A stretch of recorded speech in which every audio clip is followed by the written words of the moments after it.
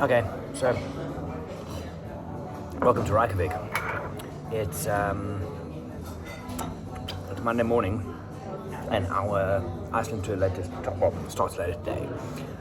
Last night, so remember here the sun doesn't go down. I went for a run this morning after going to bed pretty early. Long day of travel. I can talk about babies on planes. All the babies on the planes. The only ones I'll talk about later, I'm trying to move on. But the one particular one, there was on a flight from Heathrow to Reykjavik, which was delayed by 4 hours, different story. Had to get off the plane on the plane. There's this one baby screeching at the back, but I'm talking blue murder, right? This thing is howling. Noise cancelling headphones. Not really working, but it's okay. And then at some stage, I'm coming out of like a half airplane doze, and I open my eyes, and I'm hearing this baby screaming at the back. And as I look ahead, not in front of me, but in front of that, there's another baby, but the dad, as I open up, he like lifts this thing up like this. So I see this baby coming up and looking at me. It was quite a surreal moment.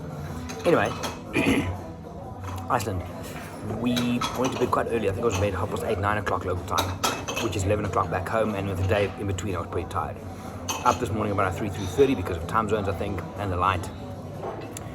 Went running at about 5, 5:15. It was drizzling a little bit, but I'm not going to get too deep into things. Probably not. Maybe, I don't know. 8th of June. On the 8th of June, I made some decisions. We'll talk about it later, but it involves a few things. And one of them is getting back into proper training and discipline. The whole idea of travel, like what we do, people look at how we travel, right? And it looks like a holiday. The amount of times I've heard online, oh, you're on a holiday, oh, you always travel, oh, it must be so great, you work with lions and polar bears and waterfalls in Iceland and stuff. It beats a 9 to 5, that's for sure. But I think that's where a lot of people fail in the industry. They go into it as if it is a holiday. It's a funny thing, this.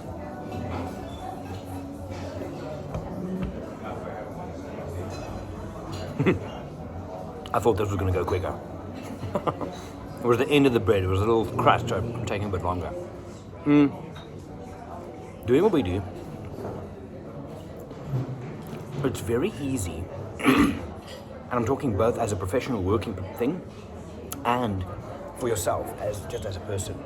It's very easy to go to a place and let the place overwhelm you, to get lost in the place, versus, and some people might not understand this, versus being who you are and being in the place as you, rather than let the place completely overwhelm you. As I'm saying that, I'm wondering if you're understanding what I mean. Like this morning, I went running in Reykjavik. Beautiful town, really, really cool. Did a quick 6K. I haven't done a 6K in forever because I run like a brick. Proud of myself. Go Gerry.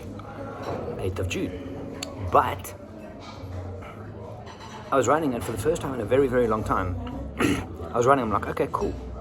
I'm in this place, and it's pretty cool and beautiful. But I'm here, me. I know the value I bring. I know who I am. I know what I want. It's huge. Then I think back, right, to about 2 days, hang on, just over a year ago.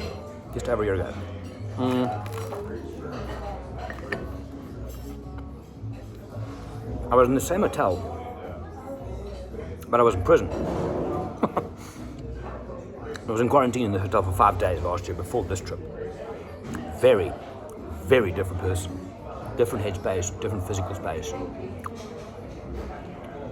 And the gratitude, I think, to be able to realize things like that and double down on the change, that's huge. Moving forward from a travel point of view, so I'm in here now, and then in a couple of weeks I'm in Uganda. After that I'm in the Masamara. After that I'm in Dikwe. 2 weeks ago I was in Svalbard. It's a privilege, I get it.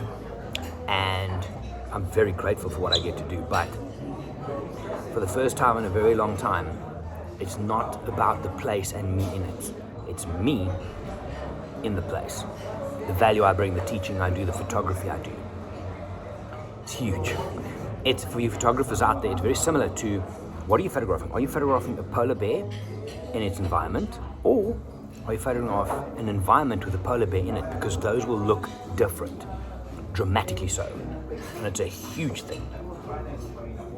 If you understand that, both your photography would be better from a wildlife photography point of view, as well as landscape, which we're doing on this trip, but also life. Is it the place with you in it, or is it you in the place? Think about it. Anyway, I can tell baby stories for days, but I need more coffee for that. Travel was good. Long flight in BA's seats in economy is really tiny. Fuck, it's tiny. But it wasn't a bad flight. And then we had this delay coming out of Heathrow. We were on the plane, we started taxiing, we came back, we had to wait for 2 hours. They gave us a food voucher for €5. And there was only a Starbucks, it was fine. Shame, they tried. But that's it, so more on that in the week. I am thinking of doing, and I always say this, but I did a diary, a travel diary, a daily diary in Svalbard. Every day I recorded in between, we're doing this. I haven't even started putting it together, right? So I'm not going to do the same thing here, but what I am going to try, either a video in the evenings or a podcast recording, just kind of talk through the day, photographically, experience-wise and such. Yeah, okay, I need more coffee. This is really nice coffee. It's small cups. It's fine. I'm getting over it. But I need more of it. So, question of the day. Do you understand what I mean when I say, is it? Okay, let's go deep. Fuck it. I said I wouldn't, but I am. Do you understand what I mean when I say, is it your life with you in it, or is it you in your life? Same as here. Is it Reykjavik and Iceland with me in it, or is it me in Iceland? Do you understand what I mean? It's a big thing for me. 8th of June, talk about it more. I was hoping to wrap this video kind of in a very slick way there, but it failed because I fell over my words. 8th of June, talk about it later. I'm going to go and get more coffee. Have a good day. Stay safe, guys. Bye.